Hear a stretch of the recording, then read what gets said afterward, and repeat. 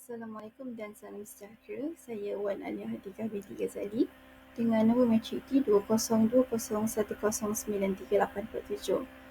Saya merupakan pelajar tahun akhir untuk Ijazah Sarjana Muda Pendidikan Ekonomi AT18. Baiklah, dalam video ini saya akan membentangkan penyelidikan tahun akhir saya yang bertajuk Amalan Sistem Pembayaran Tanpa Tunai dan faktor-faktor yang mempengaruhi penerimaannya di kalangan masyarakat luar bandar di Selangor. Baiklah, mari kita lihat kepada isi kandungan pembentangan saya, iaitu yang pertama kita ada pengenalan, yang kedua tinjauan literature, yang ketiga metodologi, yang keempat dapatan kajian dan perbincangan, dan yang terakhir sekali kita ada kesimpulan. Baiklah, untuk pengenalan, kemunculan sistem pembayaran tanpa tunai kebelakangan ini semakin menarik minat masyarakat di Malaysia dan penggunaannya semakin meningkat, iaitu selaras dengan peredaran zaman yang penggunaan teknologi semakin banyak digunakan di Malaysia. Baiklah, seterusnya untuk pembayaran elektronik, terdapat beberapa jenis pembayaran elektronik, iaitu yang pertama kita ada pindahan bank, kad kredit, kad debit dan juga dompet digital ataupun e-dompet. Baiklah, berdasarkan daripada beberapa artikel atas talian, saya mendapati inisiatif My Digital, iaitu inisiatif daripada kerajaan untuk semua perkhidmatan kerajaan akan membuat pembayaran secara tanpa tunai menjelang tahun 2022. Jadi terdapat juga artikel yang mengatakan terdapat jurang yang besar dalam pembayaran tanpa tunai antara kawasan luar bandar dengan kawasan bandar. Okey, seterusnya untuk jurang kajian. Jadi kajian yang terdahulu yang telah dijalankan adalah berkaitan dengan penerimaan sistem pembayaran tanpa tunai di kalangan masyarakat luar bandar dari segi persepsi dan realiti, tanpa membincangkan faktor-faktor penerimaannya. Jadi dalam kajian ini kita akan membincangkan tentang faktor-faktor penerimaan. Dan selain daripada itu, kajian yang lepas ada dijalankan di negeri Johor, manakala untuk kajian ini akan dijalankan di negeri Selangor. Baiklah, seterusnya untuk tinjauan literature. Jadi terdapat 4 kajian yang telah dikaji, iaitu yang pertama kajian daripada Nur Syazwani Norizam dan Zani Sahman tahun 2023. Jadi menurut pengkaji ini, mereka mengatakan bahawa ramai masyarakat luar bandar telah pun mengaplikasikan amalan pembayaran tanpa tunai. Seterusnya daripada Nur Hamizah Ishak tahun 2020 mengatakan sistem pembayaran tanpa tunai dapat menambah baik dan meningkatkan ekonomi negara, terutamanya negara membangun. Seterusnya daripada Ishak Abdul Rahman, Azmi Aziz, Muhammad Nur Iqbal Muhammad Ismail dan Abdullah Sanusi Uthman tahun 2020 mengatakan bagi mempengaruhi pengguna untuk menggunakan sistem yang baru dicipta, teknologi itu perlulah mudah digunakan dan memudahkan urusan pengguna.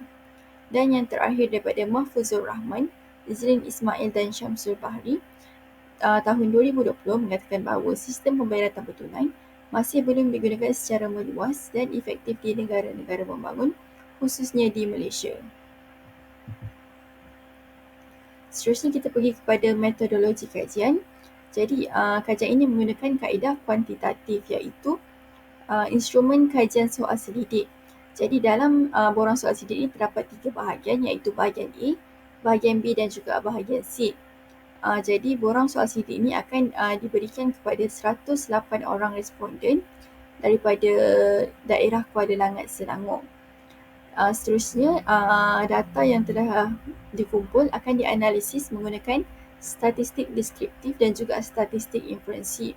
Iaitu bagi statistik deskriptif, saya akan menganalisis mean dan juga sisihan piawai bagi data.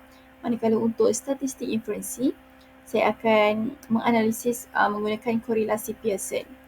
Jadi kedua-dua statistik ini akan dianalisis dengan menggunakan perisian Statistical Package for Social Sciences, iaitu SPSS. Seterusnya untuk dapatan kajian dan juga perbincangan.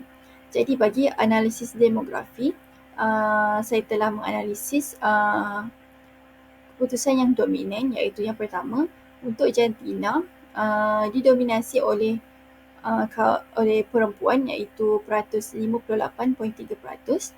Seterusnya untuk umur, majoriti berumur 15 hingga 24 tahun, iaitu sebanyak 54.6%. Seterusnya untuk bangsa Melayu mendominasi dengan peratusan sebanyak 82.4%, dan untuk pekerjaan merupakan pelajar iaitu sebanyak 57.4%. Baiklah, seterusnya untuk analisis bahagian B iaitu dominan. Saya mengkaji platform tanpa tunai yang digunakan oleh responden, iaitu yang pertama kita ada untuk pindahan bank. Pindahan bank platform yang dominan ialah FPX iaitu sebanyak 79.6%. Kemudian untuk kad debit adalah lebih dominan berbanding kad kredit iaitu sebanyak 96.3%. Dan juga untuk e-dompet, duit now QR telah mendominasi dengan peratusan sebanyak 95.4%. Baiklah, seterusnya untuk analisis bahagian C iaitu menggunakan korelasi Pearson. Jadi terdapat dua hipotesis dan kedua-dua hipotesis adalah disokong. Iaitu hipotesis yang pertama ialah faktor kebergunaan mempunyai hubungan yang positif dalam mempengaruhi penerimaan sistem pembayaran tanpa tunai di kalangan masyarakat luar bandar di Selangor. Manakala hipotesis yang kedua ialah faktor kemudahgunaan mempunyai hubungan yang positif dalam mempengaruhi penerimaan sistem pembayaran tanpa tunai di kalangan masyarakat luar bandar di Selangor.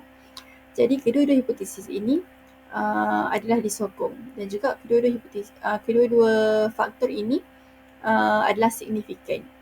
Jadi untuk faktor kemudahgunaan adalah lebih mendominasi dengan nilai korelasi sebanyak 0.929 dibandingkan dengan faktor kebergunaan dengan nilai korelasi sebanyak 0.814.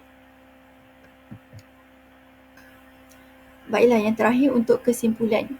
Jadi kajian yang dijalankan ini telah mencapai kesemua objektif yang dibuat di awal kajian, dan juga terdapat beberapa penambahbaikan yang boleh saya utarakan untuk beberapa pihak, iaitu yang pertama bagi pihak syarikat yang menyediakan sistem bayaran tanpa tunai, penambahbaikan dari segi pemeliharaan maklumat pengguna di bekalan data, kesilapan ataupun gangguan sistem bayaran tanpa tunai, dan juga panduan penggunaan sistem bayaran tanpa tunai boleh ditambah baik lagi bagi meningkatkan penggunaan sistem bayaran tanpa tunai ini.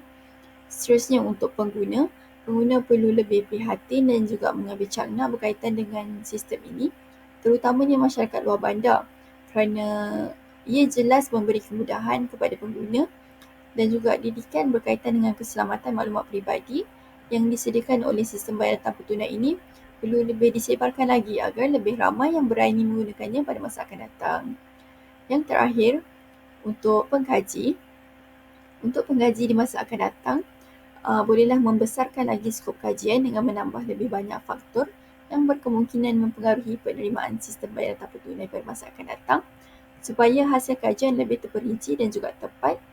Dan pengkaji juga boleh menggunakan instrumen lain seperti temu bual, pemerhatian maupun perbincangan kumpulan agar hasil kajian lebih efektif.